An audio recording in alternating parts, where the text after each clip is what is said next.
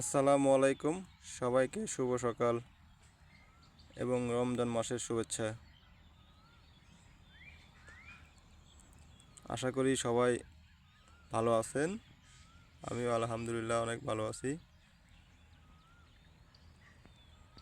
আমি এখন আপনাদেরকে আমার ভেন্ডি খেতি দেখাবো। সকল ভিউয়ার্স, ভিডিওটি না টেনে শুরু থেকে শেষ পর্যন্ত দেখবেন। অবশ্যই একটা লাইক, কমেন্ট, শেয়ার, সাবস্ক্রাইব করতে ভুলবেন না।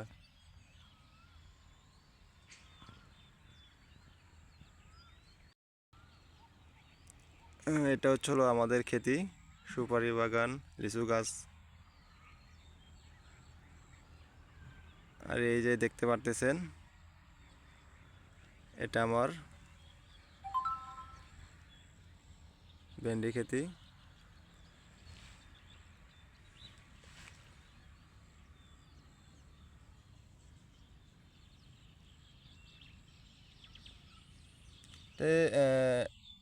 আমাদের এলাকায় ঢ্যাঁড়স বলে। আমি বর্তমান কক্সবাজার আছি। এখানে ভেন্ডি বা ভেড়া বলে। তবে এই ঢ্যাঁড়স খেতে নিয়ে আমি খুব টেনশনে আছি, কারণ আমি এই ঢ্যাঁড়স চাষ এই প্রথম করছি এখানে। এই ঢ্যাঁড়স গাছের বয়স হচ্ছিল আমার 15 দিন। গত 3 দিন আগে আমি এখানে ইউরিয়া সার, টিএসপি এই দুটো প্রয়োগ করেছি। এবং গতকাল আমি এই যে 2 পাশ দিয়ে মাটি উঠাই দিছি, যেন মাটিগুলো উর্বর থাকে।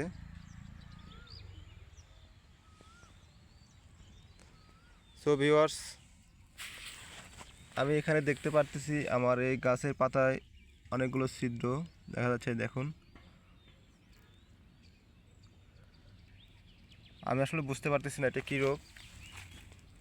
এই দেখুন পাতাগুলো কেমন কুকড়া যেতেছে, দেখুন। সো আমার সকল দর্শকদের কাছে একটা অনুরোধ, আপনারা যদি এই রোগের কোনো সমস্যা, এই রোগের সমাধান যদি জানা থাকে, আমাকে অবশ্যই কমেন্ট বক্সে জানাবেন। এতে আমার অনেক উপকার হবে।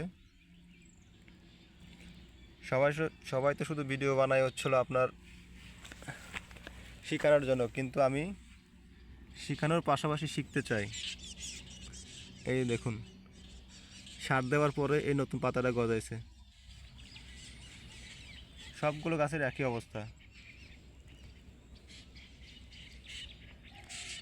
এখানে আমার প্রায় 5 শতাংশ জমির উপরে এই ভেড়া খেতি।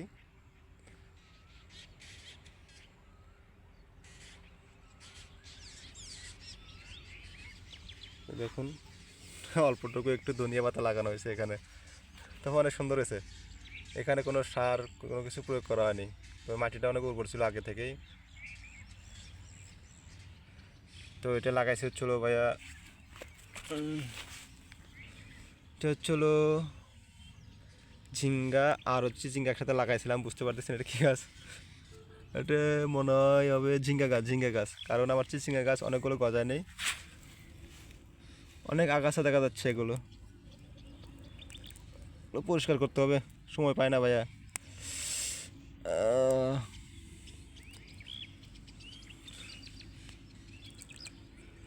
এখানে আমি প্রায় 70 থেকে 80টা ঝিঙ্গা দানা লাগাইছিলাম। মনে হয় গজাইছে প্রায় 50 থেকে 60টার মতো। ওইদিকে আরও আছে। তারপর আপনার ওই কর্নারে আছে অনেকগুলো। এখানে কিছু গাছ আছে।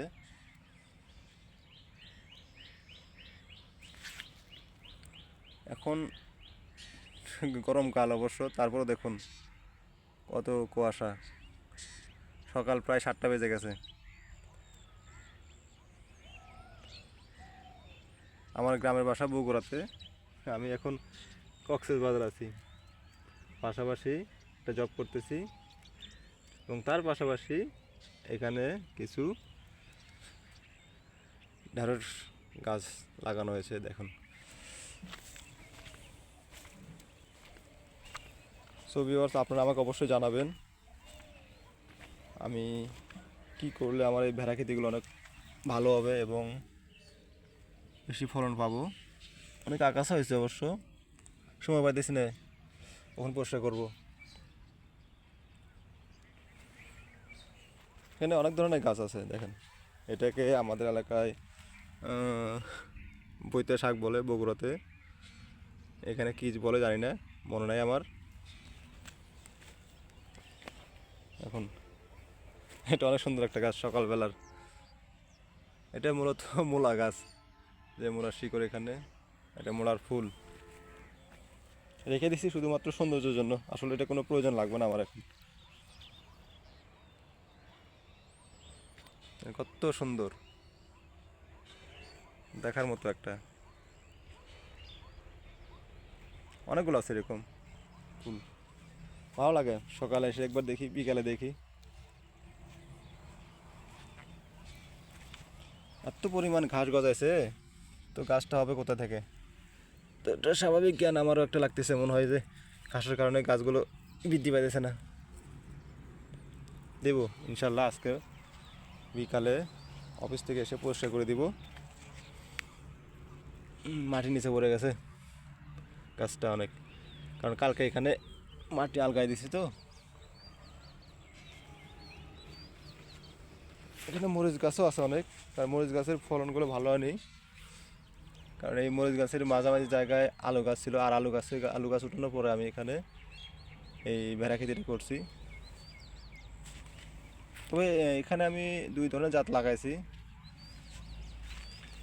এই পাশেরগুলো ভালো হয়েছে অনেক, কোনো পোকামাকড়ও দেখা যাচ্ছে না, গাছগুলো অনেক সুন্দর দেখুন না। ও আচ্ছা, আপনারা অবশ্যই জানাবেন আমাকে এই পোকা দমন করার জন্য আমি কি সার বা কি কীটনাশক ব্যবহার করতে পারি। আমি আপনাদের কাছে শিখতে চাই, যারা আমার এই ভিডিও দেখতেছেন এবং যারা কৃষিকে ভালোবাসেন, কৃষিকাজকে ভালোবাসেন, তারা অবশ্যই আমার এই চ্যানেলটা অবশ্যই সাবস্ক্রাইব করে আমাকে কমেন্ট বক্সে জানাবেন যে আমি এটার জন্য কি করতে পারি, তাহলে আমার জন্য অনেক হেল্প হবে। নেক্সট টাইম আমি আপনারা যে পরামর্শ দেবেন পরামর্শ অনুযায়ী কাজ করব, এবং আমি যদি তার সফলতা পাই তার উপর একটা ভিডিও অবশ্যই বানাবো। যারা আমাকে হেল্প করবে তাদের জন্য অনেক অনেক থ্যাঙ্কস, অনেক অনেক শুভকামনা থাকবে আমার পক্ষ থেকে, কারণ আমি শিখতে চাই। কারণ মন করা ভিডিও বানিয়ে আমার লাভ তো নাই কারণ এটা আমার কোনো পেশা নয়, আমি যা করতেছি তা আপনাদেরকে দেখাতেছি। যদি আপনাদের উপকার হয় আমার এই কাজের ফলাফলের মাধ্যমে, আপনারা আমাকে যে পরামর্শ দিবেন।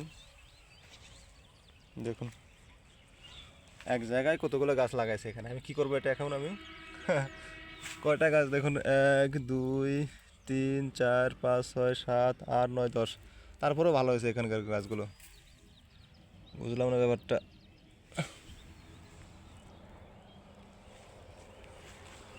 এই তো আমার এটা চলো চিচিঙ্গা গাছ লাগানো ছিল এখানে, চিচিঙ্গা গাছ, চিচিঙ্গা গাছের ফলনগুলো আমি ভালো পাইনি। এখানে অনেকগুলো দানা লাগানো ছিল, এখানে আমি প্রায় 4টে দানা লাগাইছিলাম, এখানে একটা, এখানে একটা, গজাইছে মাত্র কটা দেখেন। আল্লাহ বাগদানে কী সমস্যা, এখানে মাটির সমস্যা নাকি মাটির উর্বরতার সমস্যা, না ভিটামিনের সমস্যা, পুষ্টির সমস্যা, কিছু তো বুঝি না।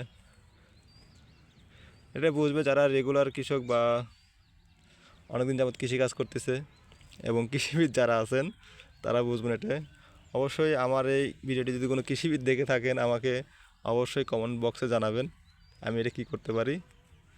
তবে গাছটা একটা বেড়েছে, একটা বেরোলেও গাছটা সুন্দর আছে অবশ্য দেখুন। আর সকালে কুয়াশাগুলো এত সুন্দর লাগে, মনে হয় মুক্তোর দানা, ঝিনুকে মুক্তোর দানা পুরো আছে উপর দেখুন। মুক্ত বললে ভুল হবে, ডায়মন্ড বলতে হবে এসব। সো ভিউয়ার্স, এই তো এই পাশে অনেকগুলো গাছ আছে আমার, এই তো দেখুন, দেখছেন। এখানে আরেকটা ইম্পর্টেন্ট জিনিস আপনাদের দেখাবো, রমজান মাসের সবচেয়ে প্রিয় জিনিস, ইফতারের সময় কাজে লাগে, সেটা হচ্ছিল আমার পুদিনা গাছ, এই তো পুদিনা গাছ দেখছেন। আমি বাজার থেকে 20 টাকার গাছ নিয়ে এসে লাগাইছিলাম এখানে। এই যে এটা ভুট্টা ক্ষেতের ভিতরে পুদিনা গাছ। সো ভিউয়ার্স, সকলে ভালো থাকবেন আর আমার জন্য দোয়া করবেন, এবং আমার ক্ষেতির সফলতা যেন আপনাদের মাধ্যমে পাই, কারণ আপনারা পরামর্শ দিলে সেই পরামর্শ অনুযায়ী আমি কাজ করব এখানে। সো সকলকে আবার আসসালামু আলাইকুম। সকলে ভালো থাকবেন।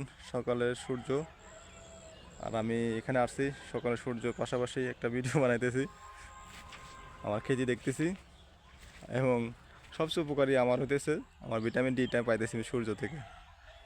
তো সকলে ভালো থাকবেন। আসসালামু আলাইকুম।